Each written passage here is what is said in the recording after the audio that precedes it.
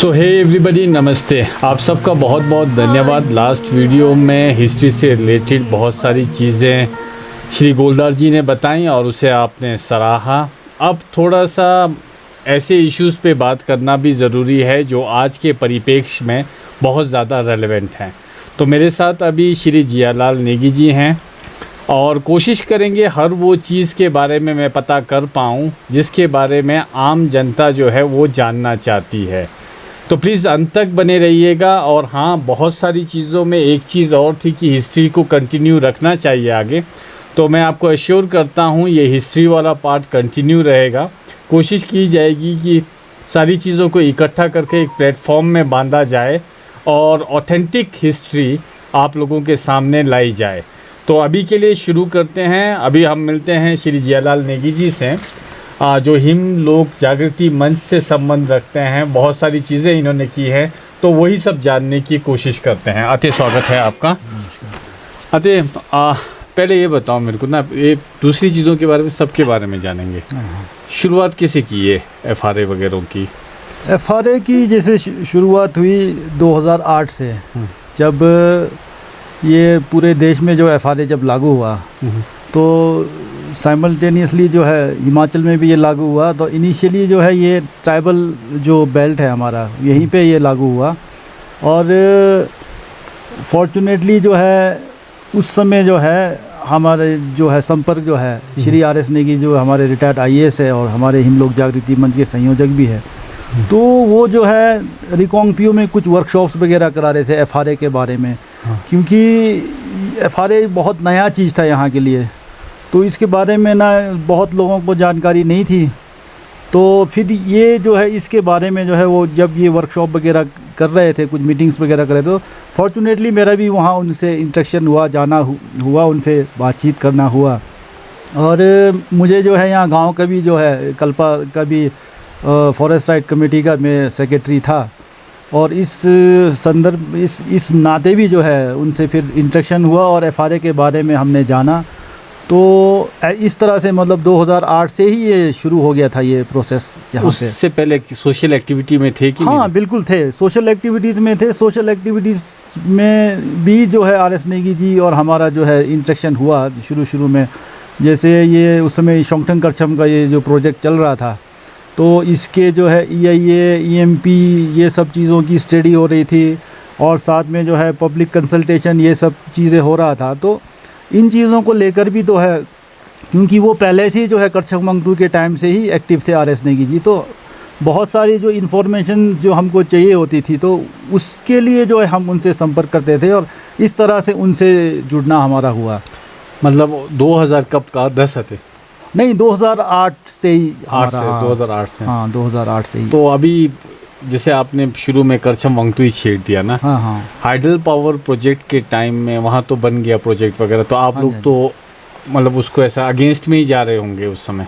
हाँ, इनफैक्ट करछम वंगटू के टाइम में एक्टिवली जो है मैं इतना एक्टिव नहीं था उस समय। करछम वंगटू जब ये एजिटेशन वगैरह हो रहा था, हम लोग एक्टिव हुए 2008 के बाद, क्योंकि करछम वंगटू तो मतलब काम शुरू हो चुका था, और काम शुरू होने के बाद भी वहाँ पे और इश्यूज़ थे। वहाँ लोगों के जो है पोल्यूशन का इश्यूज़ था, वहाँ के जो लैंडस्लाइड का इशू था, और वहाँ लोगों के बहुत सारे घरों में दरारें पड़ गई थी। तो इस तरह के बहुत इश्यूज़ थे, और उसमें जो LADF का जो फंड है, जो लाड़ा का जो फंड होता है, उसके जो इरेगुलरिटीज़ ये सब चीज़ें, बहुत सारे मुद्दे थे करछम वंगटू के। और एक दो जो केसेस है इनके हाई कोर्ट में भी चल रहे थे, विभिन्न जगह पे जो है इनके केस वगैरह भी चल रहे थे।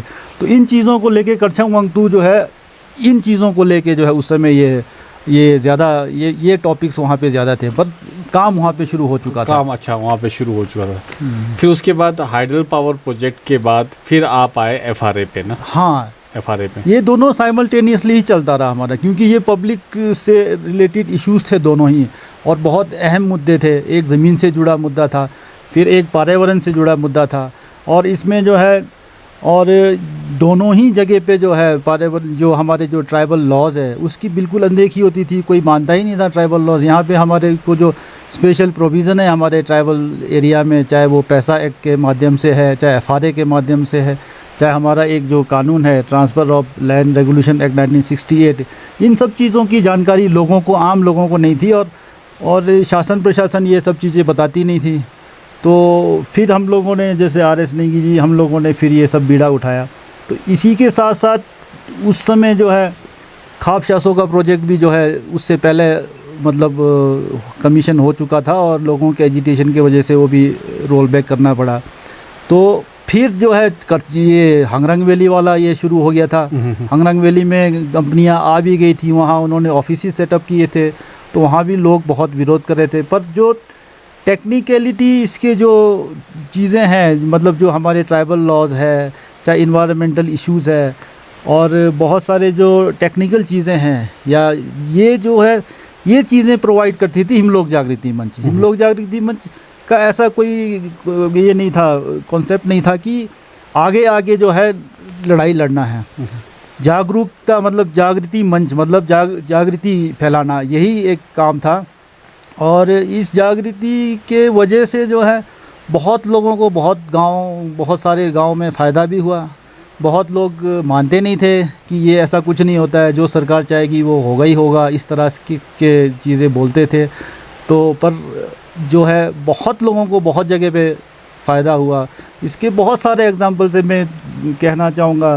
पांगी का भी जो एजिटेशन चल रहा था, उस समय भी यही सारे चीज़ जो हमारे पास जो नोटिफिकेशंस होते थे, जो कानून के जो भी हमारे पास प्रावधान हम लोग बताते थे, उसकी वजह से वहाँ लोगों को बहुत फ़ायदा हुआ। जो एक मतलब कोई 27,000 बिस्वा के आसपास जो कंपनसेशन मिला था, बाद में बढ़कर जो 1,04,000 रुपये बिस्वे के हिसाब से मिला। हमें शोंगटंग करछम के प्रोजेक्ट में काफ़ी फ़ायदा हुआ। तो जो ये सब नॉलेज के वजह से ही जो है जो 500 डेज़ के वेजेस है, ये सब चीज़ें मिला। नेबर वालों ने जो है इसमें एग्रीमेंट किया। तो कुछ लोग मानते थे बात, तो उनके फ़ायदा होता था, कुछ लोग मानते नहीं थे, क्योंकि लोग बहुत सारे फ्रंट पे जुड़े रहते हैं। कोई पॉलिटिकली जुड़ा है, कोई रिलीजियसली जुड़ा है, कोई सोशली जुड़ा है। तो इन मुद्दों के बारे में बहुत बात नहीं होती थी। पॉलिटिकली लोग बहुत ज़्यादा, मतलब जो पॉलिटिकल लोग जो बोलते थे उसी को ही लोग हाँ मानते थे, या फिर जो अधिकारी बोलते थे लोग उसी को हाँ मानते थे। अपने आप से लोग जो है इस तरह से चीज़ों को जो है जांच परख कर जो है वो आगे जो है ले नहीं पाते थे। तो इन चीज़ों को लेकर ही हिमलोक जागृति मंच का काफ़ी बड़ा कंट्रीब्यूशन है। आपसे पहले कोई एक्टिव नहीं था यहाँ पे, मतलब हिमलोक जागृति मंच से पहले इन विषयों को लेकर कभी बात ही नहीं हुई? हाँ, ऐसे मतलब ऐसा भी नहीं बोल सकते हैं कि बिल्कुल इस पे बात नहीं हुई होगी, मतलब हुई होगी, पर ऐसे बहुत ऐसे ऑर्गेनाइज तरीके से या बहुत मुखर मतलब तरीके से इस तरह से बात नहीं हुआ। छोटे छोटे पॉकेट्स में, जैसे करछम वांगडू का भी जो संघर्ष हुआ था, उसमें भी कुछ लोगों ने मतलब अच्छा काम किया था। तो वहाँ की, अब ये ऐसा मूवमेंट ऐसा चीज़ होता है कि लोगों को इकट्ठे रखना बहुत मुश्किल होता है। लोग बहुत मतलब ये होते हैं कि भी एकदम से चाहिए लोगों को, तो ये तो बहुत टाइम टेकिंग होता है। इसका रिज़ल्ट तो जो है बहुत, अब आप जैसे आज़ादी की लड़ाई वगैरह भी देखते हैं तो भगत सिंह जी तो 23 साल में ही उनकी डेथ हो गई थी। तो इस हिसाब से तो उन्होंने तो कुछ भी नहीं किया एक हिसाब से देखा जाए तो। पर नहीं, उनकी जो कुर्बानी है उसका जो आपका जो उसका जो फ़ायदा है वो कई सालों बाद मिलता है। तो सेम चीज़ है ये भी, इन चीज़ों के बारे में बहुत लंबी लड़ाई है ये। और ऐसा भी नहीं है कि ये जो प्रोजेक्ट्स वगैरह का, या जो हाइडल प्रोजेक्ट्स है, इन्वायरमेंटल इश्यूज़ है या सोशल इश्यूज़ है, ये बहुत एकदम से इसका कोई वो फ़ायदा मिलेगा ऐसा नहीं होता है। ये बहुत लंबी लड़ाई होती है। जैसे हम लड़ाई लड़ते हैं तो इसका जो फल है वो बहुत आगे जाके जनरेशन को मिलेगा। एकदम से मतलब शॉर्ट टर्म गेन भी होते हैं पर वो इतना ज़्यादा नहीं होता, पर इसका लॉन्ग टर्म गेन मतलब उसके बारे में ज़्यादा देखा जाना चाहिए। तो फिर मतलब कि उसके बाद फिर आप आए दूसरी चीज़ों में, जल जंगल ज़मीन वाली चीज़ों में, है ना? पहले हाइडल पावर प्रोजेक्ट से शुरू किया, फिर उसके बाद जल जंगल ज़मीन। ये हाइडल पावर प्रोजेक्ट से संबंधित इतना है कि इसमें पॉलिटिक्स कितना अहम रोल प्ले करता है? बहुत पॉलिटिक्स तो हमारे मतलब ऐसा ये कहिए कि रग रग में मतलब समाया हुआ है। पॉलिटिक्स जो है बिना हर जगह पे, मतलब हम लोगों को यहाँ जैसे RS नेगी जी और हम लोग कई बार बात करते थे 2008 से 10-11 तक हमारा जो उस समय काफ़ी हम लोग इधर उधर जाते थे, लोगों को बताते थे, तो हम लोगों को एक कांग्रेस एक बीजेपी तीसरा आदमी ढूंढना मुश्किल हो जाता था। मतलब हर बहुत डीप रूटेडली जुड़े होते थे, पर उसमें मैंने देखा है कि जो पॉलिटिकली जो जुड़े होते हैं, जुड़ना चाहिए, नो डाउट, अब लोकतंत्र है, कहीं ना कहीं पार्टी में लोग जुड़े होते हैं, पर पार्टी में जुड़ने का ये मतलब नहीं है कि आप वहाँ जैसे बोलते हैं ना, ये शब्द जो है ये अभी निकला है अंधभक्त टाइप का जो है, तो ऐसे अंधभक्त जो है ऐसा नहीं है कि दोनों पार्टीज़ में होते हैं। मतलब जो किसी ने कुछ बोल दिया तो उसको ब्लाइंड फेथ जो होता है ना, एकदम से वो हाँ मान लेते हैं, उसके बारे में जो है तर्क वितर्क करना, अब हमें भी तो बुद्धि दी है, तो अपने आप से जो है उसको एनालाइज करके अगर अच्छा है तो बिल्कुल उसको सपोर्ट करना चाहिए, और अगर ख़राब है तो उसको बोलने का भी ये मतलब हिम्मत रखना चाहिए। तो फिर आते उसके बाद FRA पे आते हैं ना। अभी के टाइम में FRA है, मेरा तो मानना ये है कि हर जगह पे, किन्नौर में तो हर गांव में बात चली है। शुरू में तो ये मानता था कि चलो यार FRA है, अच्छा है फॉरेस्ट। अब मेरे को ऐसा लग रहा है कि ये ऐसे वन्य संपदा को भी ख़त्म कर सकता है जिस हिसाब से चला है। हाँ, FRA का जो बना है, जो FRA जब बना था तो ये भी जो है बहुत एजिटेशन, बहुत लोगों के जो है इसमें, चाहे आप खासकर जो सेंट्रल इंडिया में जो हमारे गौंड ट्राइब है, संथाल है, और बहुत सारे जो इस तरह के जो सेंट्रल इंडिया में जो ट्राइब्स हैं, उन लोगों के जो स्ट्रगल के वजह से ही और लोगों के स्ट्रगल की वजह से ये फॉरेस्ट राइट एक्ट जो है ये पार्लियामेंट में शुरू में जो आया, और UPA की सरकार थी उस समय, और वो माइनॉरिटी में थी, और ये लेफ़्ट जो विंग है ये सपोर्ट करती थी, तो इनके सारे जो इसके दबाव में जो है ये कानून लाना पड़ा। और इसमें एक ये ऐतिहासिक कानून था, ये ऐतिहासिक कानून है आज भी, और इसमें इसके प्रियम्बल में ही जो सबसे शुरू में ही ये लिखा गया है कि हिस्टोरिकल इनजस्टिस हुआ है ट्राइबल्स के साथ, इसलिए जो है ये कानून लाया जा रहा है।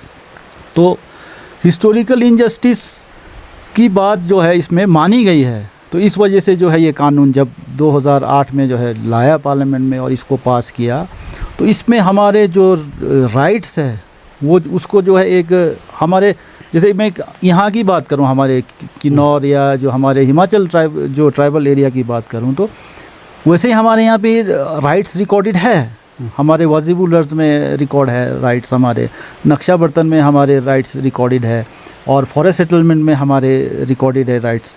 पर ये राइट्स जो है हमारे लिए जो है सरकार का एक कंसेशन है, और जब से ये फॉरेस्ट राइट एक्ट आया है ये हमारे जो है लीगल राइट्स हो गए हैं। तो ये इसमें एक बहुत एक बेसिक डिफरेंस है। इस बारे में मैं कहना चाहूँगा, जब ये 2008 में जब ये कानून आया था, उसके बाद जब हिमाचल में यहाँ इम्प्लीमेंटेशन की बारी आई, तो उसमें दुमल साहब की सरकार होती थी यहाँ पे, तो दुमल साहब ने ये भी लिख के दिया था यहाँ से हिमाचल सरकार ने कि हमारे यहाँ तो सेटलमेंट हो चुका है, बंदोबस्त हो गया है, हमें इसकी ज़रूरत नहीं है। फिर नहीं, उसमें फिर ये काउंटर वहाँ से आया सेंटर से कि नहीं, आपको जो है इसको जो है फॉरेस्ट राइट एक्ट में जो है इसमें करना ही पड़ेगा, आपके राइट सेटल हो गए, तो सेटल हो गए मतलब वो कंसेशन है, जैसे हमारे जो कस्टमरी राइट्स है, कस्टमरी लॉ वगैरह है, तो हमारे लिए कंसेशन है। अब इसमें जो है एक सेंटर का कानून इतना बड़ा आया है, तो इसमें इसको रिकॉग्नाइज़ करना ही पड़ेगा, इस तरह का फिर आया, तब ये प्रोसेस चला। फिर एक बार ये भी चला कि भी और इसमें वैसे प्रोविज़न है इसमें 4 हेक्टेयर का, मतलब 50 बीघे का, वो एक मतलब स्पेशल मतलब ये है कि 4 हेक्टेयर तक रख सकते हैं। फिर इन्होंने ये लिखा कि नहीं, 20 बीघे से ज़्यादा हम नहीं देंगे। पर इसमें इस कानून की खूबसूरती एक ये भी है कि इसका जो एक्ट और जो रूल है वो दोनों ही सेंटर ने फ्रेम किया है, और इसमें जो है कोई भी स्टेट इसमें ABCD कुछ नहीं जोड़ सकता। इसकी जो क्लैरिफिकेशन जो कुछ भी आनी है, सब कुछ आना है वो मिनिस्ट्री ऑफ ट्राइबल अफेयर्स से ही आना है। तो इसकी खूबसूरती ये भी है। अदरवाइज़ बहुत सारे कानून हमारे ऐसे होते हैं, जैसे पैसा एक्ट ही है, तो इसमें जो है एक्ट तो सेंट्रल गवर्नमेंट ने बना दिया है, तो इसके रूल्स जो है स्टेट ने अपने हिसाब से बनाने हैं। लेकिन आते इसमें अभी ना, जैसे मैं अभी वो शायद सवाल उस क्लैरिटी से नहीं बोला ना मैं, FRA ठीक है, बहुत अच्छा कानून है, ये है, लेकिन अभी ग्राउंड स्तर पे क्या हो रहा है कि बहुत सारे गांवों से फोन आते हैं। बिल्कुल बिल्कुल बिल्कुल। अब लोग क्या हो गया कि मतलब जगह भी नहीं छोड़ा और मतलब चढ़ गए सब जगह कि ना ये मेरा है वो मेरा है करते, वो सोच रहे हैं कि अभी मंत्री किन्नौर से हैं तो उनको मतलब FRA, मतलब जो FRA के तहत जो उनका कब्जा है वह जगह है, इवन नहीं भी कब्जा है वह जगह है 2005 के बाद का भी है, उसको भी वो अपने अंडर करके, बहुत सारे गाँव ऐसे हैं जिनसे कॉल आया था। तो फिर तो नेगेटिव साइड जा रहा है इसको। हाँ बिल्कुल बिल्कुल, ये बिल्कुल गलत है। जो फॉरेस्ट राइट एक्ट है इसमें बिल्कुल क्लियर लिखा है 13 दिसंबर 2005, इसमें बिल्कुल क्लियर कट है 13 दिसंबर 2005 से पहले अगर आपका जो है वन भूमि पे कब्ज़ा है, आपका दखल है, वहाँ से आप कुछ भी मतलब आपकी आजीविका के लिए आप कुछ लेते हैं, तब जो है आप उसके लिए वो एलिजिबल हैं। हाँ, अगर ये चीज़ें, ये प्रैक्टिस अगर चलेगा कि भी एकदम से जाके आज ही या 2005 के बाद या आजकल में भी अगर जाके फॉरेस्ट जो लैंड है उसको एक्वायर करके उसके फाइल्स वगैरह बना, तो ये बिल्कुल गलत है। क्योंकि इससे क्या होगा कि जो हमारे जो जेन्युइन केसेस हैं वो लटक जाएगा। अब का लिटिगेशन में फंस गया है तो ख़त्म है ये, तो फिर उसके बाद फंसे रहो हमेशा। अब इसमें जो हमारे पास जो है फॉरेस्ट जो FRA में ही 2500 से ज़्यादा पहले से ही हमारे पास पेंडिंग थे। अभी ये 434 या समथिंग, ये 400-500 के आसपास सेंक्शन हो चुके हैं इंडिविजुअल राइट्स के। अब ये हम जो है इसको इस तरह से ना लें कि ये भूमि जो है वन भूमि को कब्जाने का कानून है, ऐसा बिल्कुल नहीं है। आपको याद होगा 2002 में एक पॉलिसी आई थी, रेगुलराइजेशन की पॉलिसी आई थी। रेगुलराइजेशन की पॉलिसी में लोगों ने एफिडेविट दिया था कि मेरे पास ये नाजायज़ कब्ज़ा है तो इसको रेगुलाइज़ किया जाए, क्योंकि सरकार ने पॉलिसी लाया था। तो उसमें जो है सारे के सारे लोगों के जो कब्ज़ा नाजायज़ के वो ये दर्ज हो गए। तो ये इसमें जो है ऐसी केसेस जो है इसमें जा सकते हैं। प्लस जो है बंदोबस्त में हमारा जो 82 और 84 के बीच में जो बंदोबस्त हुआ था, हमारा सेटलमेंट हुआ था, सेटलमेंट के टाइम भी बहुत लोगों के जो है कब्ज़ा नाजायज़ के मिसले बन गई उस समय। उनको जो है उस श्रेणी में लगा गया कि ये कब्ज़ा नाजायज़ है, उसका सेटलमेंट नहीं हुआ, उसका मिसल बना के रख दिया। हालांकि वो कब्ज़े जो है हमारे दादे परदादों के टाइम का भी था, बहुत सारे कब्ज़े। उसमें एक इंटरेस्टिंग चीज़ में ये मैं कहना चाहूँगा, ये कब्ज़े किस तरह के थे बंदोबस्त से पहले के, इसलिए भी ये जो है हम लोग अपनी भूमि कम दिखाते थे, मामला देना पड़ता था। हमारे बुज़ुर्ग बोलते हैं कि मामला देने के लिए पैसे नहीं होता था, तो उधारी करके पैसे देते थे। उस समय जो कैश जो इकनॉमी है वो नहीं था, हमारा बार्टर सिस्टम चलता था पहले हमारे दादे परदादों के टाइम में। तो 4 अन्ने 8 अन्ने देने को भी बड़ी मुश्किल होती थी, मतलब मामला देने को। तो लोग इसलिए भी अपनी जो मलकियत भूमि होती थी उसको कम इसलिए दिखाते कि मामला कम देना पड़े। तो ऐसे भी पुराने बहुत सारे केसेस हैं। तो ये हाँ, ये आप जैसे बोल रहे हैं कि अगर अभी इस तरह के अगर प्रैक्टिसेस अगर कुछ इस तरह के प्रैक्टिसेस लोग कर रहे हैं कि कोई भूमि जो है हमारी वन भूमि पर कब्ज़ा करे, तो ये बिल्कुल गलत है। FRA के बिल्कुल स्पिरिट के ये बिल्कुल खिलाफ है। इसके लिए आपको कम्युनिटी राइट्स दिया है ना, आप क्यों इसको इंडिविजुअल के लिए कब्ज़ा कर रहे हैं? कम्युनिटी इतना जो एनर्जी आप कम्युनिटी राइट्स के फाइल बनाकर कम्युनिटी राइट्स के जो फाइल सेंक्शन करने में लगाओ, मतलब ये गलत काम नहीं करते थे। कम्युनिटी राइट्स का देखिए बहुत कम गांव में जो है अभी फाइलें बने हैं।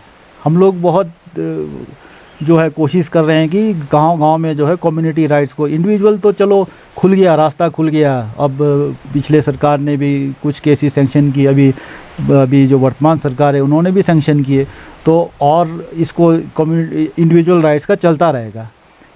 पर इसके साथ जो है हमारे को ये कई तरह के अधिकार और देती है। मैनेजमेंट का अधिकार इसमें देती है, जो कम्युनिटी राइट्स देती है, राइट्स का मैनेजमेंट जो हमारे फॉरेस्ट जो को मैनेज करने का भी इसमें अधिकार देती है। मैनेज के साथ डेवलपमेंटल एक्टिविटीज़ के लिए तो है ही है, उसमें तो सरकार ने बहुत काम किया है। जैसे सेक्शन 3(2) में लैंड डाइवर्ट हुआ है, तो ये डेवलपमेंटल एक्टिविटीज़ के लिए है। फिर प्लस जो है इसमें 13 आइटम दिए हुए, चाहे फेयर प्राइस शॉप है, आंगनवाड़ी है, स्कूल्स है, बहुत सारे चीज़ें जो गवर्नमेंट के जो ऑफिसेस जो अगर बनाने हैं, बिल्डिंग्स वगैरह बनाने हैं, उन सब चीज़ों के लिए इसमें प्रावधान है। तो इस कानून को इतने मतलब एक छोटे नज़रिए से ना देखा जाए। ये बहुत बड़ा कानून है, इसमें बहुत सारे चीज़ें इसमें जुड़ी हुई है। हम इसको ऐसा ना सोचे कि एक इनक्रोचमेंट जो एक शब्द चलता है, इनक्रोचमेंट वैसे गलत शब्द है। हम लोग इनक्रोचर नहीं है, हम लोग ये है राइट होल्डर है। तो इसको इनक्रोचमेंट का कानून ना समझा जाए। इसमें जो कम्युनिटी राइट्स के फ़ाइल बनाएं, कम्युनिटी राइट्स के फ़ाइल बनाकर इसको पेश करें।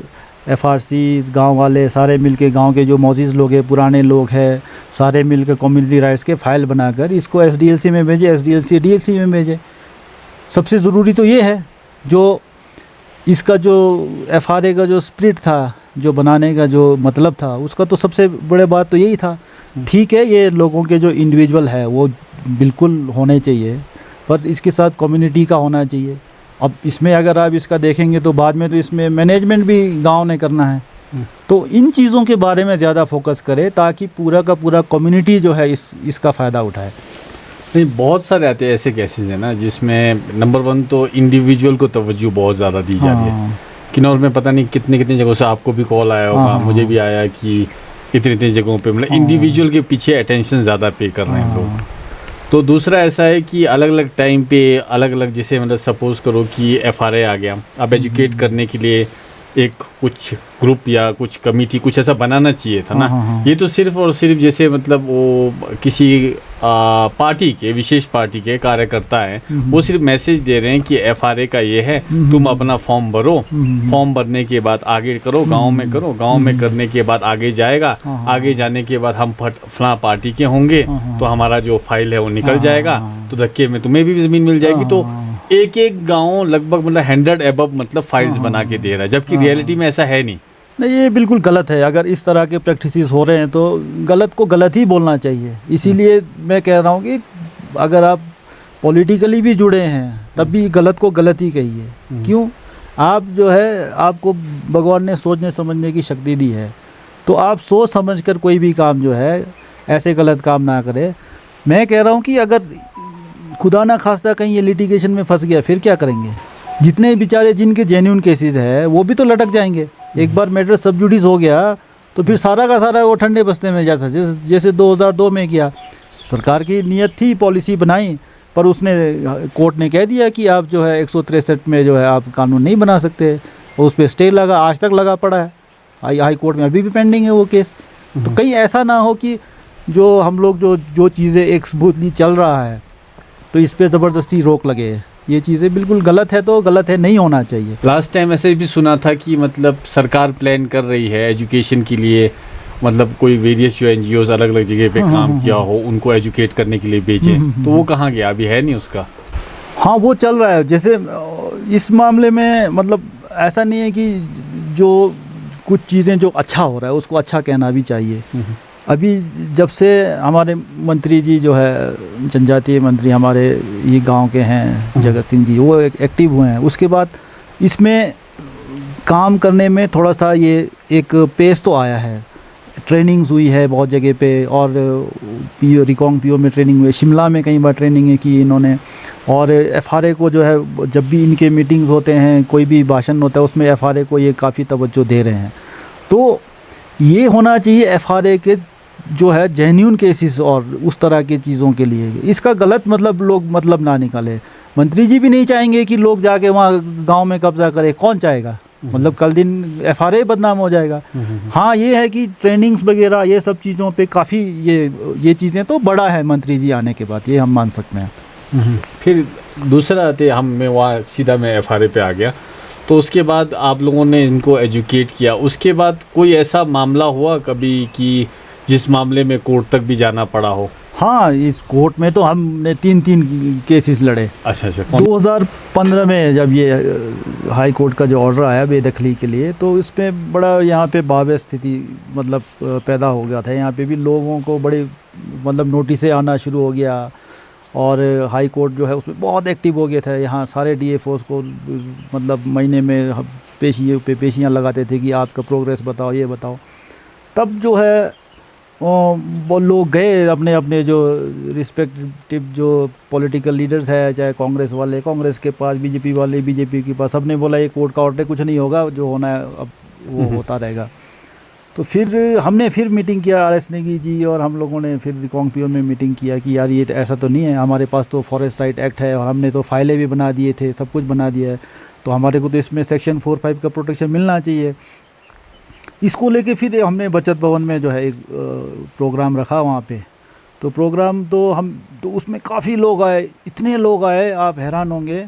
मतलब जब अपनी पे वो आती है ना लोगों की तब सब आते हैं। तो इतने लोग आए बचत भवन में, अंदर हॉल फुल हो गया, बाहर दरवाजे से बाहर तक भी लोग, मतलब बैठने का जगह नहीं था। तो क्योंकि सबके पास तो थी, अब जो कब्जे की भूमि तो सबके पास थी, तो अब सबके ऊपर तो आ गया, गाज गिर गया, अब ऊपर से कोर्ट का ऑर्डर।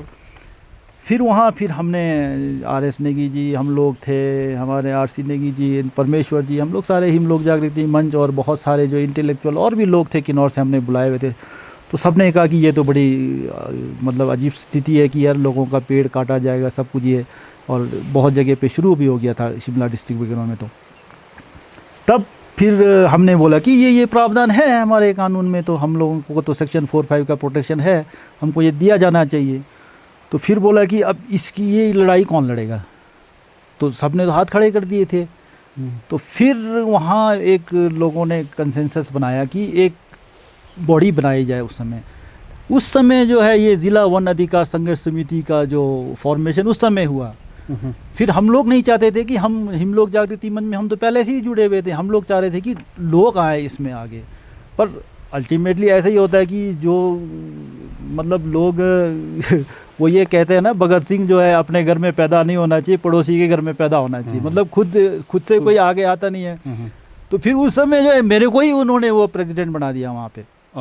उस मीटिंग में मुझे प्रेसिडेंट बनाया था, RC नेगी जी को सेक्रेटरी बनाया था। बाद में 2-4 साल बाद उनके थोड़े मतलब वो एक्टिव नहीं थे, उन्होंने खुद ही कहा कि छोड़ दिया। अब वो परमेश्वर जी फिर सेक्रेटरी है, तो और नानक जी हमारे कैशियर बनाए। फिर अब क्या करें, फिर हम लोग ये सारा कानून लेकर, ये सारा किताबें लेकर, मेमोरेंडम्स लेकर DFO साहब के पास गए। फिर उस समय के जो हमारे नेताजी थे उनके पास गए, सारे जो भी था हमारे DC। कौन से साल की बात है, आप नेताजी का नाम मत बताओ तो। हाँ 15 और 16, 15 के बाद। हाँ नेताजी के पास गए, CM साहब के पास गए, सबके पास गए हमने, सब किसी को नहीं छोड़ा। जो हमारे ब्यूरोक्रेट्स थे उस समय, जो ट्राइबल उसमें डिपार्टमेंट में प्रिंसिपल सेक्रेटरी, उनके पास गए, सबको हमने कहा कि ये इसमें हमको प्रोटेक्शन देता है। और हमारे तो फाइल्स वैसे भी सारे FRCs में पेंडिंग है हमारे तो फाइल्स, हमको तो सेक्शन 4-5 का प्रोटेक्शन वैसे भी मिलता है। पर कोर्ट का ऑर्डर है ऐसे तैसे करके कोई मानता नहीं था इसको। फिर अल्टीमेटली जो है हमको हाई कोर्ट का रुख करना पड़ा। तो फिर अब किसके नाम से केस लगाएं, ये बड़ा इशू था।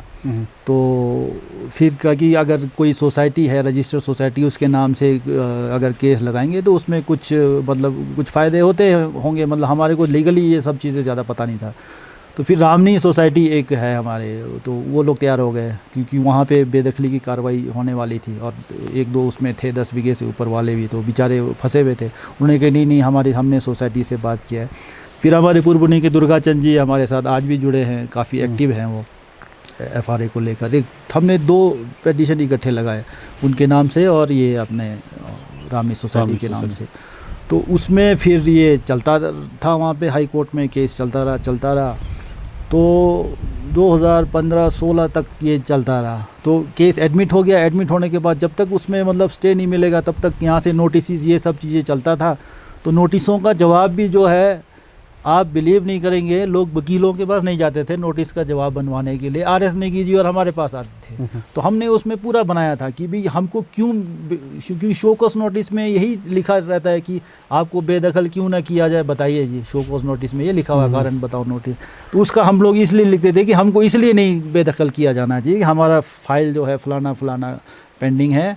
और उसमें सुप्रीम कोर्ट का भी रूलिंग था, सेक्शन 4-5 को सुप्रीम कोर्ट ने भी मान्यता दी थी कि भाई जब तक आपका जो है प्रोसेस चल रहा है, आपके ऊपर इविक्शन नहीं होगा, ये उसका FRA का सेक्शन 4-5 कहता है। तो इसको लेके फिर हम हाई कोर्ट में जब जाते रहे तो वहाँ हम देखते थे हाई कोर्ट में, तो क्योंकि शिमला डिस्ट्रिक्ट में तो बहुत बड़े कब्ज़ेदारी थे और वहाँ उनके 9 वकील एक तरफ को लग जाते थे। हमारे बेचारा एक ही वकील वहाँ पे खड़ा होता था, जितने में वो बोलता था तो वो फाइल उधर को चले जाता था। तो एज सच हमको कोई उसमें डिसीज़न मिल नहीं रहा था। फिर जो है हमने क्या किया कि किसी हमारे एक हमारे बुज़ुर्ग हैं, उन्होंने हमको एक सजेशन दिया कि यार हम भी क्यों ना 2 वकील लगाएं। वहाँ तो इतने सारे वकील लगाए लोगों ने, हम भी 2 लगाते हैं और उसका थोड़ा सा। और फिर हमने जो हमारा वकील था उससे बात किया कि हम एक और लगाना चाहते हैं, आपको कोई प्रॉब्लम नहीं है तो उन्होंने बोला हाँ कोई बात नहीं। फिर हमने जो है इनको अप्रोच किया। आज जो हमारे जज हैं हमारे श्री विपिन नेगी जी, उनको अप्रोच किया। फिर उनसे हमने काफ़ी चीज़ें वार्तालाप किया कि ये हमारे तो काफ़ी प्रॉब्लम हो रहा है, ये सब चीज़ें देखा। उन्होंने फिर आर्ग्यू किया, वो फिर खड़े हुए। तो दूसरे तीसरे उसमें जो पेशी में जो है हम लोग उस समय उस पेशी में सीताराम जी है ग्याबुंग के, और आरसी नेगी जी ठंगी वाले, और मैं खुद जो है, हम तीनों उसमें वहाँ पे थे। वहाँ पे उस दिन फिर जो है उस समय हमारे हाई कोर्ट के जो मुख्य न्यायाधीश थे उस समय, जो चीफ जस्टिस थे, वो उनके साथ डबल बेंच ने फिर उसमें ये डिसीज़न दिया कि उसमें ये कहा गया कि if any process has been initiated by the government it should be expedite. मतलब उसको एक्सपेडाइट करने के लिए कहा, और वो अपने आप में एक डिसीज़न था। फिर उसकी कॉपियाँ ला के जो है हमने यहाँ डीसी को, डीएफओ को, ये सबको दे दिया। देखो हाई कोर्ट का ऑर्डर है, हाई कोर्ट बोल रही है एक्सपेडाइट करो। फिर तब जाके जो है ये यहाँ पे बेदखली की कार्रवाई, किन्नौर में एक भी आदमी का बेदखली नहीं हुआ। फिर उसके बाद फिर जो है ये 10 बीघा वाला जो लोग हैं इनके ऊपर जो एफआईआर वगैरह हो गया, ये केस फिर दोबारा शुरू हो गया। फिर दोबारा से इनको नोटिस आने शुरू हो गए। फिर इसमें भी फिर हमको कोर्ट जाना पड़ा। फिर एक लिप्पा का केस था जो आपको याद होगा 2019 में, जब ये डिप्टी कमिश्नर ये हमारे गोपाल चंद जी होते थे, उसके समय एक ऐसा मतलब डिसीज़न लिया था डीएलसी में, जो कि मतलब आज भी उसकी, अगर आप आज जिस तरह से सैंक्शन हो रहे इंडिविजुअल राइट्स के केसेस, उस हिसाब से तो मतलब होना ही नहीं चाहिए था। उसमें ऐसी क्वेरीज लगाई थी कि आप फॉरेस्ट में नहीं रहते, आप रेवेन्यू विलेज में रहते हैं, 3 जनरेशन का आपने सर्टिफिकेट नहीं लगाया। मतलब ऐसे नॉनसेंस कह सकते हैं इसको हम।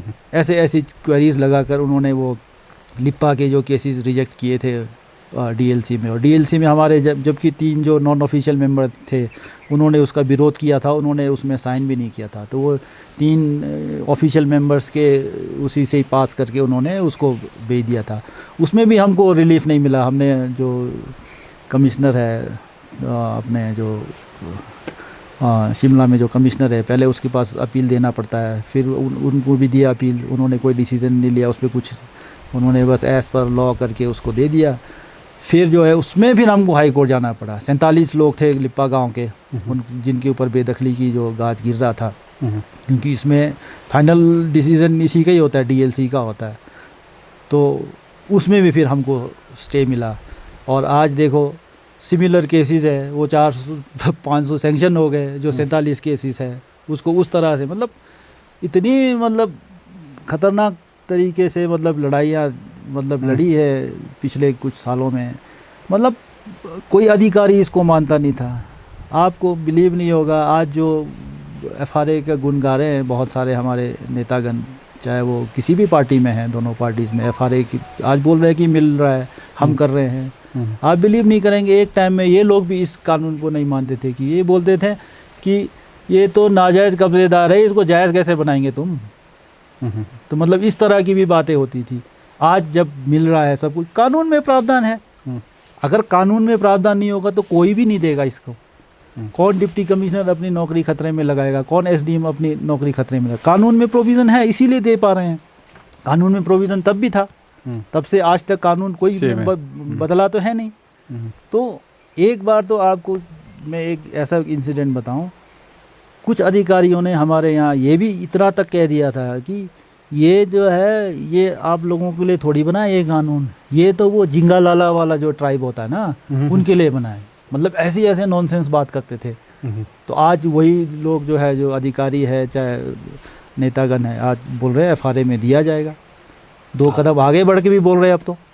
मतलब ये काफ़ी लंबी लड़ाई है ये, जो 2008 से लेके अब लोगों को मिलना शुरू हुआ। अच्छी बात है, जेन्युइन लोगों को मिलना चाहिए। जब बेदखली हुई थी ना, तो आप जैसे आपको मतलब उसमें मतलब फॉरेस्ट वाले में आपको प्रेसिडेंट बना दिया, आप लोगों का था क्या जगह ज़मीन कुछ ऐसा कि आप लोग ऐसी? हाँ, इसमें मैं बड़ा एक इंटरेस्टिंग चीज़ मैं कहना चाहूँगा। हमारे साथ जुड़े हुए बहुत लोगों के कब्ज़े हैं, तो फॉर्चुनेटली बोलो चाहे अनफॉर्चुनेटली बोलो, मेरा कोई फाइल नहीं है गांव में, ना आर.एस. नेगी जी का नेसन में कोई फाइल है, और कुछ लोगों के हमारे जो हमारे साथ जुड़े हुए उनके फाइल है तो बेचारे लड़ तो रहे हैं ना। अब कईयों की तो फाइल है, मतलब कहीं कहीं बीघा ज़मीन है, वो आते ही नहीं ना। कभी हमारे साथ कोई रैली में आते थे, वो ये बोलते थे कि जो औरों का होगा मेरा भी हो ही जाएगा। तो ऐसे लोगों को तो फ़ायदा हुआ है ना, अब 400-500 लोगों को जिनको पट्टे मिले हैं, तो वो ऐसा थोड़ी है कि वो हमारे साथ जुड़े हुए इसलिए मिला है। कानून में है प्रोविज़न, इसलिए मिला है। पर ये है कि लोगों को आगे आना चाहिए, जो इस तरह के मुद्दों को लेकर जो है लोगों को गांव में स्टेट लेवल पे, नेशनल लेवल पे इन चीज़ों को लेकर जो है आगे आना चाहिए। पर्यावरण से जुड़े मुद्दे हैं, हमारे जनजातीय अधिकारों से जुड़े हुए मुद्दे हैं, तो ऐसे चीज़ों पे जो है लोग आगे आते नहीं हैं। हाँ, पॉलिटिकल चीज़ों में या फिर बहुत सारे जो हमारे सोशल एक्टिविटीज़ में ऐसी गैदरिंग होगी, आप मानेंगे नहीं।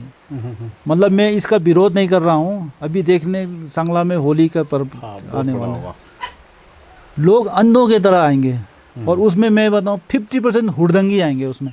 मतलब ये मतलब मनाना चाहिए, अच्छी बात है, सांगला होली मनाना चाहिए, सब कुछ है हमारा ऐतिहासिक, मतलब लोग उसकी इतिहास भी है। सांगला होली पहले छोटे उस पे मनाते थे, आज बड़ा मनाते हैं, अच्छी बात है। पर वो लोगों को जो है समझ कर मनाना चाहिए। ऐसा नहीं है कि अंधों की तरह अब मैं जा रहा हूँ तो मेरे साथ 4 और चले गए, वहाँ नाचा गाया, मतलब इस तरह की नहीं। मतलब चीज़ों को अगर ऐसी चीज़ों में जुड़ रहे हैं, अच्छी बातें जुड़ रहे हैं, तो आप इन चीज़ों के लिए भी जुड़िए। अपने जो पर्यावरण से रिलेटेड जो मुद्दे हैं, जो हमारे ट्राइबल लॉ से रिलेटेड मुद्दे हैं, इनको लेके भी जो है लोगों को आगे आना चाहिए। और इसमें देखिए, आज आप गूगल करके देखिए, उसमें लिखिए कि सबसे बड़ा जो है वर्ल्ड में सबसे बड़ा क्राइसिस आज क्या है, क्लाइमेट चेंज है। क्लाइमेट चेंज से बड़ा क्राइसिस आज दुनिया में कोई नहीं है, इसके बारे में कोई बात करने को तैयार नहीं है। मतलब ये चीज़ें बहुत ज़रूरी है।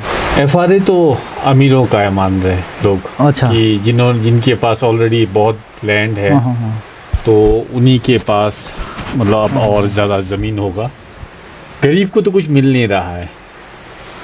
हाँ, ऐसा भी नहीं बोल सकते इसमें, मतलब गरीब और अमीर ऐसे जो एफआरए के जो दावे अगर हम देखेंगे तो ये तो सबका ही है, मतलब गरीब का भी है और अमीर का भी है।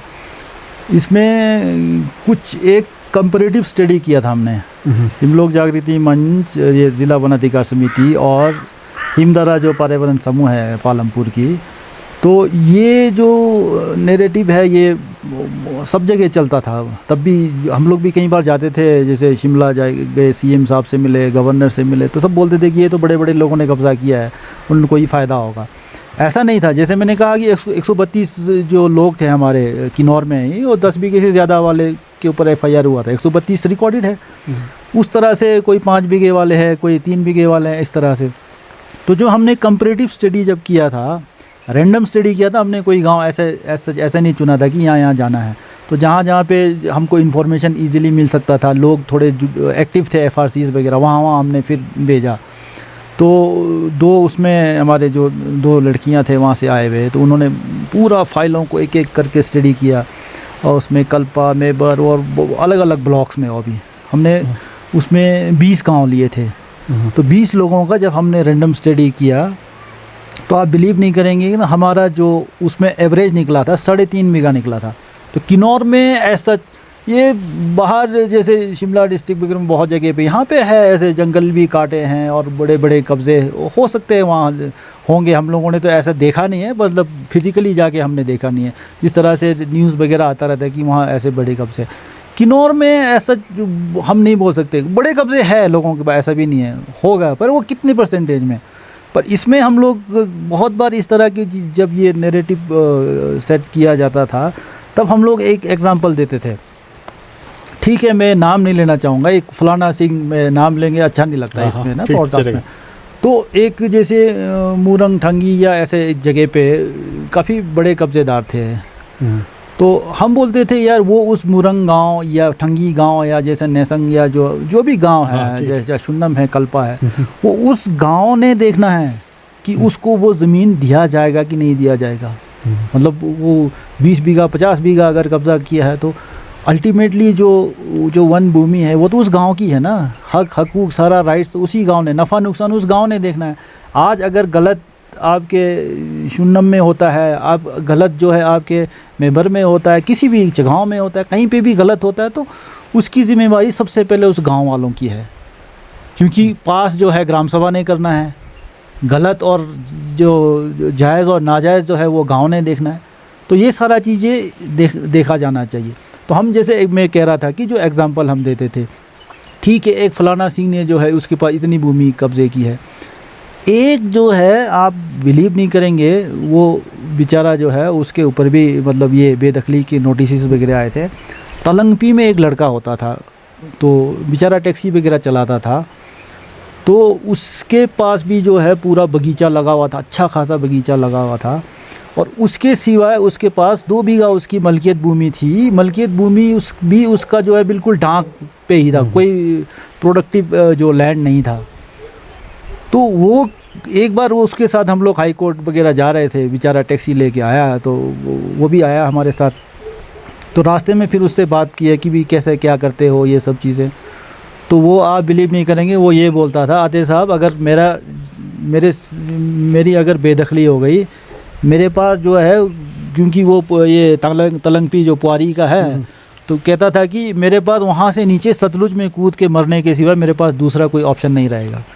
तो उन लोगों के लिए भी तो ये कानून है, मतलब। और देखेंगे, अभी मैं अपने गांव की बात करूं, कल्पा की बात करूं, कल्पा में 58 जो है हमने फर्स्ट फेज़ में जो है 58 लोगों को पट्टे मिले थे यहाँ पे, और उसमें ज़्यादातर छोटे ही कब्ज़ेदार थे। उसमें ऐसा नहीं बोल सकते, कुछ है 1-2 लोग ना, तो वो तो अपने गांव ने देखना है, अगर वो जेन्युइन है तो उसको भी मिलना चाहिए। अब हम जो है इस तरह से ये ना बोले कि भाई जो बड़े कब्ज़ेदार है वो और ये हो जाएंगे वो हो जाएंगे। अरे दुनिया भर के जो इसमें लैंड डाइवर्ट हुआ है, जो हाइडल प्रोजेक्ट्स में या अदरवाइज़ भी बहुत सारे डेवलपमेंटल एक्टिविटीज़ के लिए जब लैंड डाइवर्ट होता है, कहीं सैकड़ों बीघा ज़मीन डाइवर्ट होता है, वहाँ तो हम चुप हो जाते हैं। और बहुत जगह पे करछम वांगतू का जब ये आता था स्टडी वगैरह जब हम लोग पढ़ते थे, तो पूरा उस समय ये जयप्रकाश इंडस्ट्री होता था, तो पूरा वहाँ जो है उसके 400 बीघा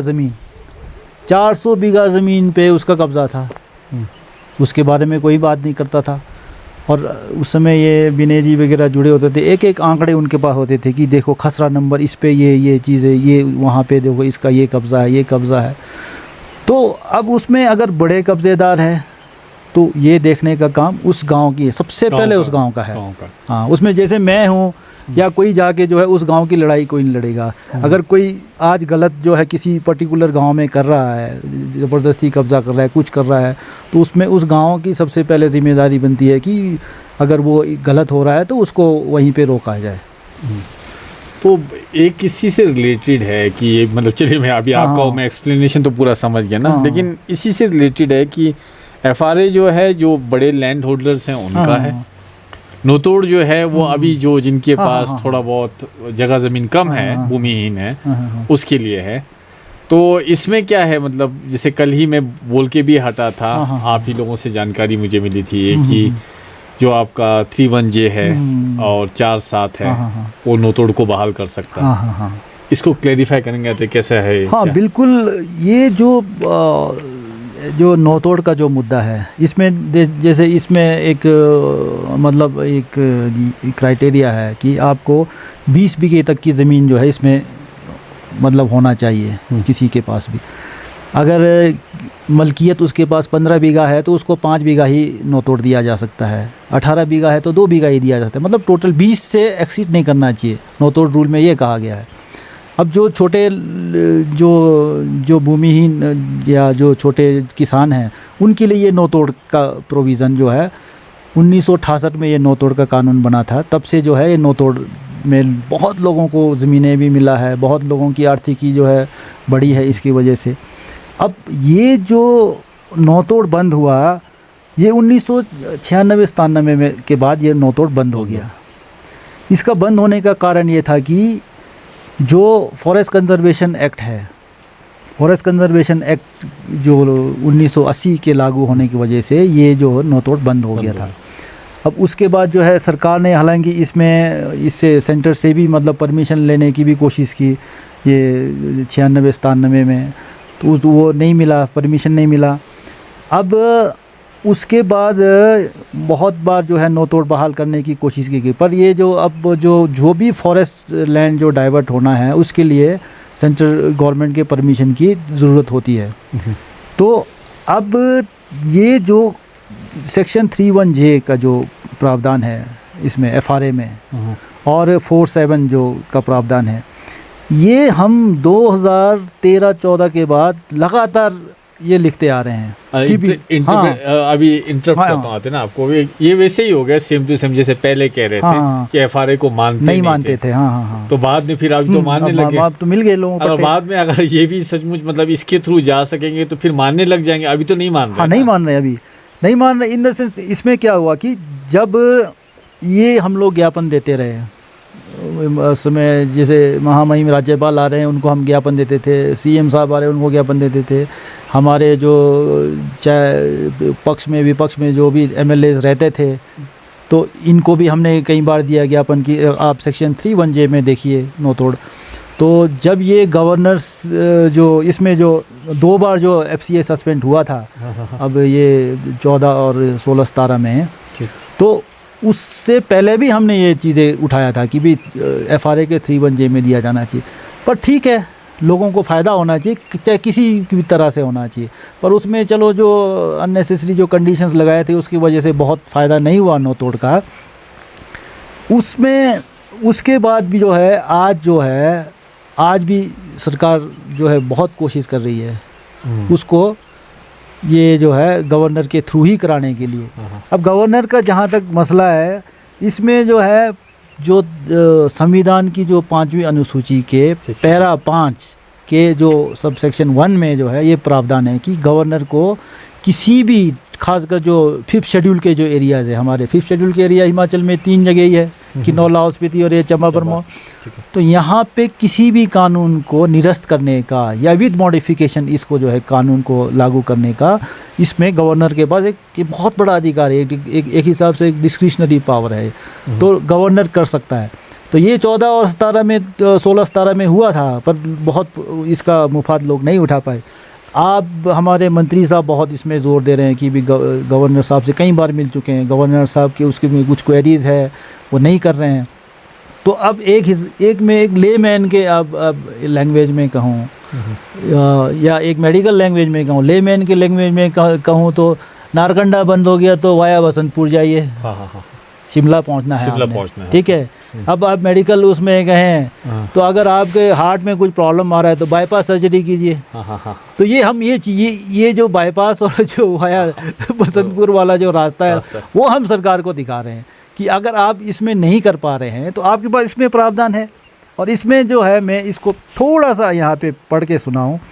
ये सर सेक्शन 31J क्या कहता है, इसमें सेक्शन 31J कह रहा है, rights which are recognised under any state law और law of any autonomous district council और ऑटोनोमस रीजनल काउंसिल और which are accepted as rights of tribals under any traditional और customary law of concern tribes of any state.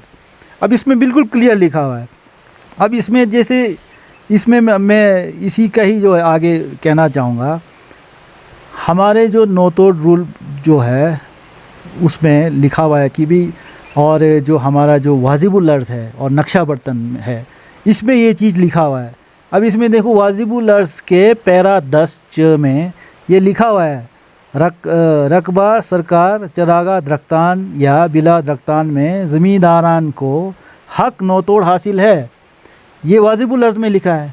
और जो हमारा जो नक्शा बर्तन है इसका जो 10 है इसमें भी लिख रहा है यदि कोई व्यक्ति ऐसी सरकारी घासनी को नोतोड़ करना चाहा तो वो मुताबिक कायदा नोतोड़ हासिल कर सकता है। अब ये जो इसमें जो सेक्शन 3(1)(j) में कह रहा है कि ट्रेडिशनल और customary law of concern tribe, ये चीज़ें इसमें इसी के थ्रू ये दिया जा सकता है। अब जब फॉरेस्ट कंजर्वेशन एक्ट को सस्पेंड करने की बारी आती है, इसका 4(7) जो है इसमें इसको सस्पेंड करता है।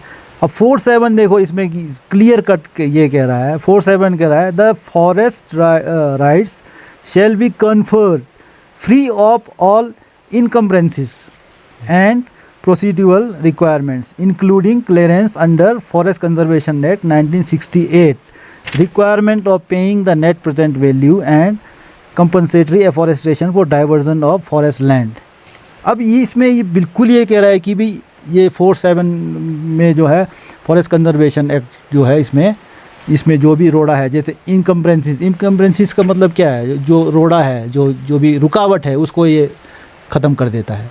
अब ये सब चीज़ें जब इसमें दिया हुआ है तो इसके बारे में इस कानून के तहत जो है नोतोड़ दिया जाना चाहिए। हम कह रहे हैं दिया जाना चाहिए। अगर हम गलत बोल रहे हैं, अगर कानून में इस तरह का इंटरप्रिटेशन कुछ और बनता है तो इसके बारे में भी बताएं। चाहे कंसर्न आज के जो आज नेता हैं, आज इसके जो और जो भी लीगल जो लोग हैं वो लोग भी बता सकते हैं। पर हमने तो ज्ञापन बहुत बार दिया है, 2000 ये लगाओ 12-13 के बाद जो है हमने कई बार ज्ञापन दिया। यही चीज़ सेम चीज़। हाँ, यही चीज़ कह रहे हैं हम, तब भी यही कह रहे हैं, आज भी यही कह रहे हैं। हाँ ठीक है, वो जो बीच में जो है 14, 16, 17 में ये गवर्नर के FCA सस्पेंड हुआ था तो उस समय मिला लोगों को, कुछ लोगों को फ़ायदा मिला, तो मैक्सिमम केसेस तो इसमें पेंडिंग ही है। अब इसमें एक बहुत बड़ा चीज़ मैं कहना चाहूँगा, 10,000 से ज़्यादा जो केसेस तो किन्नौर में ही पेंडिंग है। और हमारे यहाँ पे एक बार 2011-12 के आसपास हमने उस समय एक RTA लिया था RS नेगी जी ने, तो उसमें किन्नौर में जो परिवारों की जो संख्या थी वो 17,000 समथिंग बताया गया था। आज कितने ही परिवार होंगे, 18,000 19,000 ही होगी। उसमें से आप लगा लीजिए 10,000 लोग एप्लीकेंट हैं, 10,000 परिवार एप्लीकेंट है, तो ये कितना बड़ा इशू है। अब जो उसी ज़माने में ही जो है 96-97 में ही 6,666 केसेस तो तभी पेंडिंग थे, 1996-97 में जब ये नोतोड़ बंद हुआ था। उसके बाद ही तो पट्टा मिलना और नोतोड़ मिलना ये दो अलग चीज़ें हैं। पट्टा क्या हुआ, ज़मीन पे मालिकाना हक हो गया। नहीं, पट्टा तो जैसे एक वो डॉक्यूमेंट है ना, हाँ। आपके पास एक कागज़ है कि भी आपके मालिकाना हक है।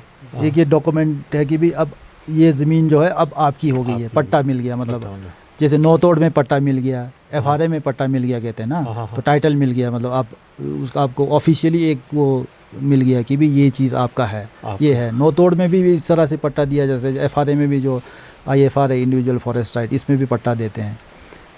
किसी को पट्टा नहीं मिला हो तो वो उस जगह पे नोतोड़ उसको हो गया हो, तो कंस्ट्रक्शन कर सकता है।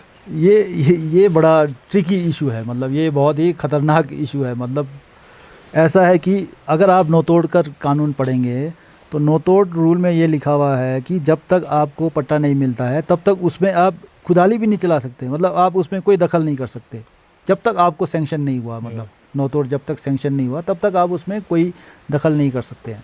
नोतोड़ रूल में ये है। FRA में उल्टा है। FRA में ऐसा है कि आपका कब्ज़ा होना चाहिए 2005 से पहले का, 13 दिसंबर 2005 से पहले का, और आपका वहाँ पे दखल होना चाहिए। चाहे आपने पेड़ लगाया है, पौधा लगाया है, मकान बनाया है, फसल बीजा है, या आप वहाँ से कुछ भी मुफात उठाते हैं, कोई भी आपकी आजीविका के लिए वहाँ से आप घास पत्ती जो भी है, जो भी मुफात उठाते हैं उसको आपको मतलब जस्टिफाई करना है। FRA में ऐसा है। नोतोड़ में उल्टा, नोतोड़ में कुछ भी नहीं होना चाहिए वहाँ पर।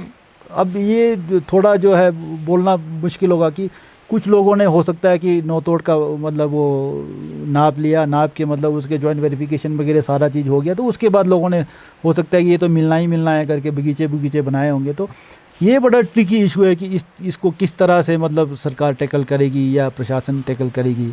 ये मतलब वहाँ अब मौके पे जो है कैसा टैकल करेगी, ये एक बड़ा ट्रिकी इशू है। और इसमें जैसे अतः आपने बोला ना ये 3-1J बोला, हाँ, हाँ, ठीक है, और ये मतलब 2 बोला 4-7, हाँ, मतलब ये मतलब इसमें गवर्नर की जरूरत नहीं पड़ेगी, सरकार नहीं, कुछ उस पर गवर्नर की तो ज़रूरत है ही नहीं, क्योंकि FRA तो अपने आप में एक कानून है कानून ना, है। ये तो सेंटर का कानून है। सेंटर का कानून एक बार बन गया तो कानून बनने के बाद तो उसमें गवर्नर और इनका तो कोई वो है नहीं। कानून FRA जब कानून बन गया तो इसमें तो तो लास्ट साइन किसके होते हो, तो राष्ट्रपति के होते हैं, तो गवर्नर तो वो तो सब्सिडी वो है। तो इसमें अतः जब ये पूरा का पूरा जो FRA इतने पहले से चला, हाइडल से लेके FRA से लेके पैसा कानून से लेके, तो क्या है कभी मतलब बहुत इंटरेस्टिंग सी बातें हुई होंगी लोगों के, मतलब लोगों को तो नहीं बोलूँगा मैं, मतलब नेता नुता होंगे, इंटरेस्टिंग सी कोई बात होगी तो सुनाओ अगर है तो कोई। इंटरेस्टिंग तो क्या, मतलब ऐसा है कि बहुत जल्दी लोग किसी भी चीज़ को मानते नहीं हैं, ये हमने देखा है। मतलब पॉलिटिकल लोगों का, अच्छे लोगों का पॉलिटिक्स में आना इसलिए भी ज़रूरी है कि जो पॉलिटिशियन बोलते हैं या जो अधिकारी बोलते हैं उसको लोग बहुत जल्दी मान लेते हैं, हाँ मान लेते हैं। तो उन लोगों को अच्छी चीज़ें जो FRA है, कोई भी अच्छी चीज़ें जो है उनके थ्रू निकलेगा तो मतलब काम करना इजी हो जाता है। अब हम हैं, अब हमारे पास तो कोई ऐसा पोस्ट नहीं है, अब मैं कोई चीज़ बोलूँगा तो बोलेगा यार आप ऐसे ही कैसे बोल रहे हैं, हालांकि हम लोग बिना किसी प्रूफ के, बिना किसी कागज़ के कोई चीज़ बोलते नहीं है। बोलने का मतलब भी नहीं बनता, हम क्यों बोलें, इसमें हमारा क्या बेनिफिट है। हमने तो हमने ना कभी कोई इलेक्शन लड़ा है, ना हमने कोई मतलब कुछ इस तरह की हमारी वो रही नहीं, तो हम क्यों इस तरह से लोगों को बरगलाएं। और आज भी जो है देखिए 2008 से लेके आज 2025 आया, 13 साल हुए। हाँ, तो 13 साल में हम तो वहीं के वहीं हैं, मतलब वहीं के वहीं, मतलब हम तब भी वही चीज़ बोलते थे, तब भी हमारे बातें लोग जो है नहीं मानते थे, कुछ मानते थे। हमने कुछ चीज़ को छोड़ा नहीं है, नहीं तो इतने सालों में तो लोग जो है छोड़ के कहीं से कहीं पहुंच जाते हैं। तो मतलब ये मानते नहीं है, मतलब कहने का मतलब शुरू में, लेकिन हाँ, बाद में अगर होगा तो फिर मान लेते हैं। हाँ, मैंने जैसा कहा कि कोई भी जो लड़ाई है ये पूरा इतिहास से आप बहुत कुछ सीख सकते हैं। इतिहास में कोई भी आप इतिहास, किसी का भी इतिहास उठा के देखिए, महात्मा बुद्ध का इतिहास उठा के देखिए, आप किसी जीसस का इतिहास, मतलब किसी भी धर्म के जो धर्म गुरु है, बड़े जो लोग थे उनका कितना विरोध होता था, मतलब मानते तक नहीं थे। अब आप सोच सकते हैं कि जो एक ट्रेडिशन जो चला आ रहा है उसको मतलब ब्रेक करने के लिए लोगों ने अपनी जान तक दे दी है, तो इतना जल्दी कोई मानता नहीं है। मतलब वो तो इतने इंटेलेक्चुअल लोग थे, उन्होंने मतलब उन लोगों की बात लोग नहीं मानते थे, तो हमारे बात तो इतना जल्दी कोई मानेगा नहीं। मतलब कहने का मतलब ये है कि किसी भी चीज़ को मानना और नहीं मानना वो उस इंडिविजुअल के इस पे, बुद्धि पे जो है, उसकी जो बौद्धिक जो क्षमता है उसके ऊपर डिपेंड करता है। लोगों को किसी भी चीज़ को नहीं मानना चाहिए, हम बिल्कुल ठीक है, पर मानना चाहिए ये भी बिल्कुल ठीक है, पर मानना इसलिए नहीं मानना चाहिए कि फलाना सिंह बोल रहा है या फलाने ने बोला इसलिए नहीं मानना। आप उसको एक बार जांच परखो तो सही। इंसान और जानवर में क्या फ़र्क होता है, इंसान जो है अपना इसका यूज़ करता है, जानवर के पास ये होता नहीं है। तो इंसान का जन्म ही इसीलिए मिला है ना, इंसान जो है इसका यूज़ कर सकता है। अब कोई चीज़ कोई बोल रहा है, जैसे मैं बोल रहा हूँ सेक्शन 3(1)(j) 4(7), तो आप पढ़ो ना, ये तो पब्लिक डोमेन में है। कोई भी बोले, आज कल दिन कोई भी फ़ोन करके मुझे बोल सकता है यार ऐसी बकवास करता है यार तू, हैं ये है ही नहीं, इसमें प्रावधान ही नहीं है, आज तक तो किसी ने बोला नहीं, इसका मतलब ठीक है ये, अदरवाइज़ तो बोलना चाहिए ना कि ये तो आप गलत बोल रहे हैं। हाँ, किसी भी चीज़ को मानना और नहीं मानना उसको जांच परख के तर्क के साथ मानना चाहिए। कोई भी चीज़ है, चाहे रिलीजियस चीज़ें हैं, मतलब ऐसा थोड़ी है कि पिताजी कर रहे तो हम भी करें, उसके पीछे कोई ना कोई तर्क होना चाहिए। मतलब आप उसको पढ़ लिख कर जांच परख के ही किसी चीज़ को माने, चाहे वो कोई भी चीज़ है।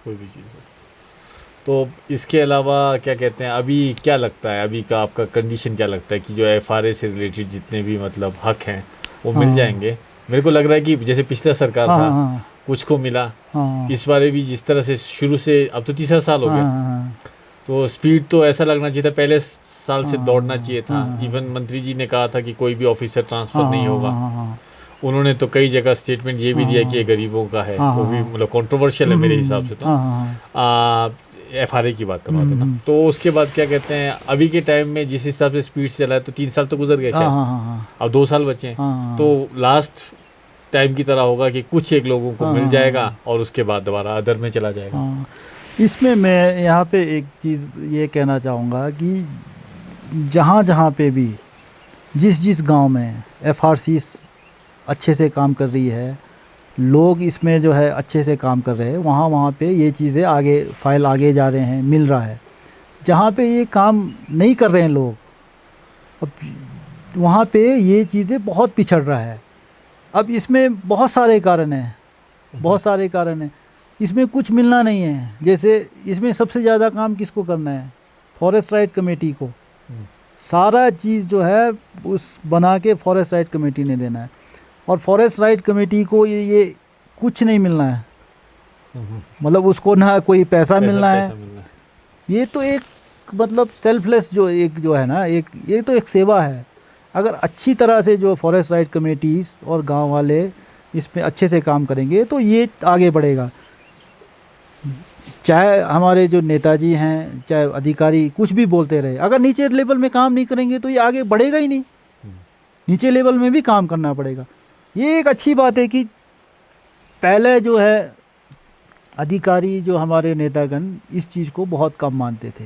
आज हमारे लिए तो अच्छी चीज़ है ना, अगर नेताजी बोल रहे हैं कि करो तो नीचे लोगों को करना चाहिए और जेन्युइनली करना चाहिए।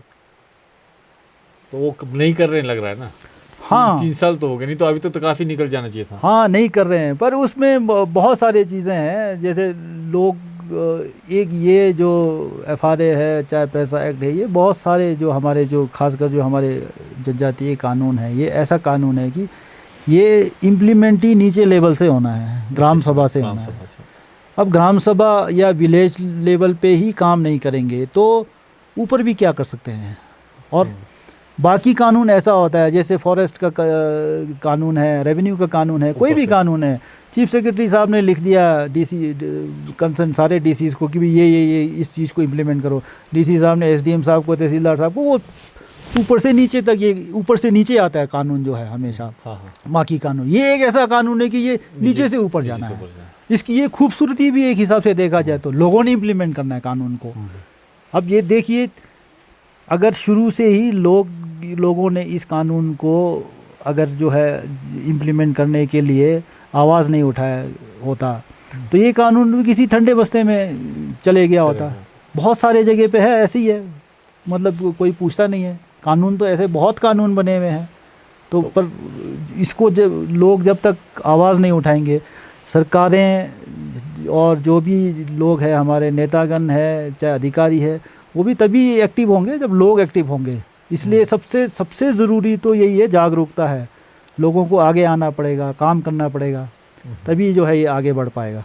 तो मतलब जागरूकता पहुंची नहीं है बेस तक अभी ना। जागरूकता हाँ थोड़ा सा बोल सकते पहुंची नहीं भी है, और पहुंची भी है तो फिर लोगों के प्रायोरिटीज़ कुछ और हैं। प्रायोरिटीज़ जो है मेले में चोरी लगाना है या कोई घूमने जाना है, कुंभ जाना है, मतलब बहुत सारी चीज़ें हैं। प्रायोरिटी आपका क्या है, ये है। अब लोगों ने इसको अपने प्रायोरिटी में पीछे रखा है तो ये काम नहीं हो पा रहा है।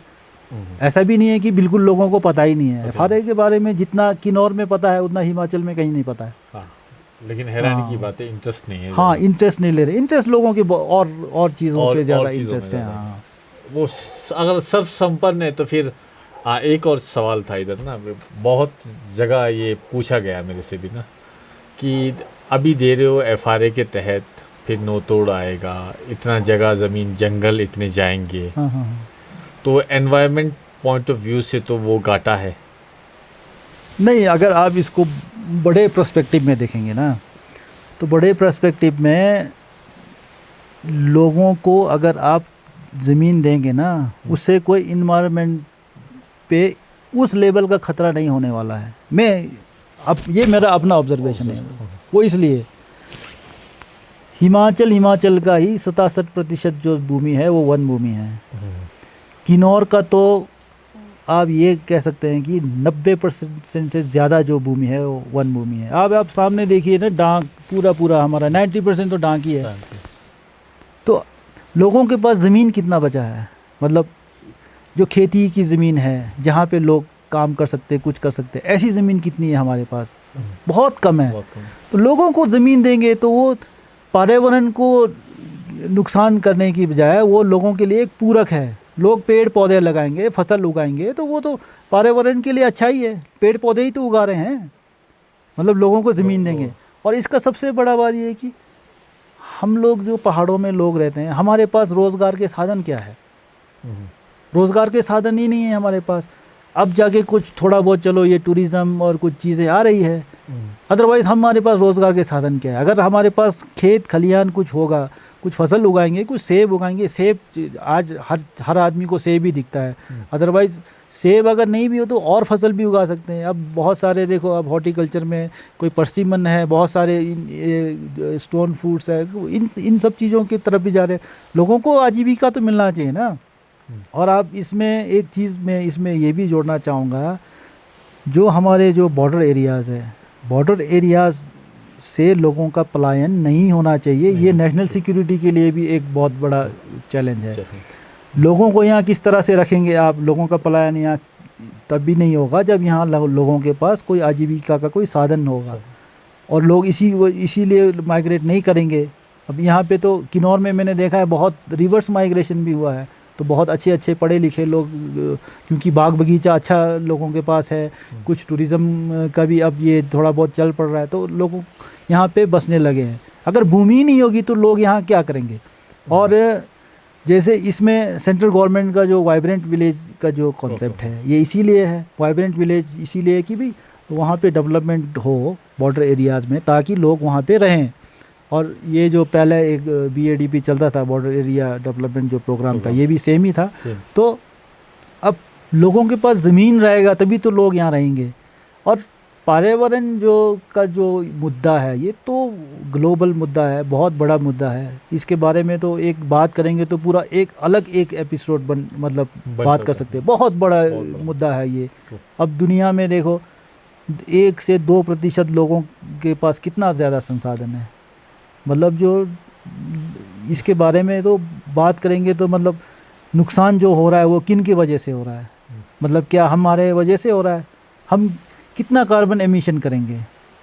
कार्बन एमिशन जो हम लोगों का अगर देखेंगे, इंडिया का ही 2 टन से कम है हम पर पर्सन जो है। अब अमेरिका का देखेंगे 16 टन, 13, यूरोप का कोई 13 टन, कोई 16 टन पर पर्सन कार्बन एमिशन। तो फिर हम लोग क्या कर रहे हैं? और हम लोगों का जो डेवलपमेंटल जो इश्यूज़ हैं, अब ये देखना पड़ेगा ना कि डेवलपमेंट का जो मॉडल है, डेवलपमेंट का जो कॉन्सेप्ट है, अब तो समय आ गया है कि हमें उसके बारे में सोचने का ही एक सही समय है। मतलब अब आप देखेंगे कि डेवलपमेंट हम लोगों को, हमारे जो डेवलपमेंट के जो मॉडल्स है वो कौन है? अगर आप, मैं किसी इंडस्ट्रियलिस्ट का नाम नहीं लूँगा, तो उनकी शादियाँ आपने देखी है, उस तरह के अगर शादी आप करना चाहेंगे तो आप तो विनाश की तरफ ही जाएंगे, अगर आपने उसको मॉडल समझा है। आज विडंबना ये है कि हमारे जो रोल मॉडल्स है वो कौन है? हमारे रोल मॉडल्स भगवान बुद्ध नहीं है, जो खासकर यंग जनरेशन है। हमारे रोल मॉडल्स वो है जो सबसे ज़्यादा कंजम्पशन करते हैं, जो हमारे को कंजम्पशन के लिए आगे बढ़ाए, मतलब उसके तरफ को ले जाए, प्रोत्साहित करे। तो हमारे रोल मॉडल्स वो हैं। रोल मॉडल्स ये देखना पड़ेगा ना कि जब तक हमारे को जो है, हम गलत जगह पे जो है ये ढूंढ रहे हैं, अपनी खुशियाँ ढूंढ रहे हैं, ये सबसे बड़ा मुद्दा है। ये जो मुद्दा है ये पॉलिटिकल नहीं है, ये मुद्दा जो है ये इन्वायरमेंट और ये मतलब ये एक्टिविस्टों से और बहुत सारे चीज़ों से ये नहीं, ये एक स्पिरिचुअल मुद्दा है, ये एक अलग विषय है। क्योंकि आप गलत जगह पे वो ढूंढ रहे हैं ना, खुशी ढूंढ रहे हैं। खुशी कहाँ ढूंढ रहे हैं आप? नाचने में, गाने में, एक गाड़ी की जगह 10 गाड़ी लेने में, गाड़ी के बाद प्लेन लेने में, एक होटल बना दिया 10 बनाने में। मतलब जितना बढ़ेगा बढ़ेगा, वो किस कॉस्ट पे आएगा? वो तो नेचर के ही कॉस्ट पे आएगा। नुकसान किसका होना है? नेचर का ही होना है। और हम जो है इधर इधर वो जो वेस्टर्न कंट्रीज़ है वो जो है हम उस तरफ को जा रहे हैं, वो हमारे तरफ को आ रहे हैं। तो ये तो एक बहुत बड़ा मुद्दा है, मतलब ग्लोबल मुद्दा है। अब ये हमारे को जो है गलत शिक्षा दे के रखा होता है कि जैसे आपने जो है एक प्लास्टिक फेंक दिया तो आप पर्यावरण के सबसे बड़े दुश्मन हो गए। मतलब एक अपने आप को जो है ना, एक वो नहीं होता है वो सेल्फ डाउट करना कि यार मैं तो बहुत बड़ा कल्प्रिट हूँ, मेरे वजह से पर्यावरण नुकसान हो गया। आपके वो इतनी छोटी चीज़ों में फंसा के रख देंगे। पर जो है एक जो इंडस्ट्रीज़ है, जो बहुत बड़े बड़े लोग हैं, वो हज़ारों टन जो है कार्बन एमिशन कर रहे हैं। उसका क्या मतलब किसके वजह से अल्टीमेटली पृथ्वी जो, या पृथ्वी के हम खतरे में, पृथ्वी तो क्या खतरे में होगा? हम खतरे में। तो हम खतरे में तो किसकी वजह से? ये एक सोचने का विषय है, तो बड़ा नेशनल और जो है ये तो ग्लोबल इशू है। तो मतलब हम लोगों को ऐसे छोटे छोटे चीज़ों में मतलब कह दिया जाएगा कि भी आपकी वजह से पर्यावरण, मतलब आप वही कह रहा हूँ कि अगर आप इसको अच्छे से अगर सोच समझ के इसको अगर पढ़ाई लिखाई करेंगे तब आपको पता चलेगा कि असल में जो असली कल्प्रिट कौन है, असली कल्प्रिट क्या है, और जो हमारे जो भोगने की जो एक वो है प्रवृत्ति है उसकी वजह से ही ये हो रहा है। कंजम्पशन इतना ज़्यादा होगा तो वो तो सारा पर्यावरण के ही उस पे आएगा, कॉस्ट पे आएगा। तो पर्यावरण का नुकसान होना ही होना है। इसके अतिरिक्त किन्नौर में सब अच्छा है?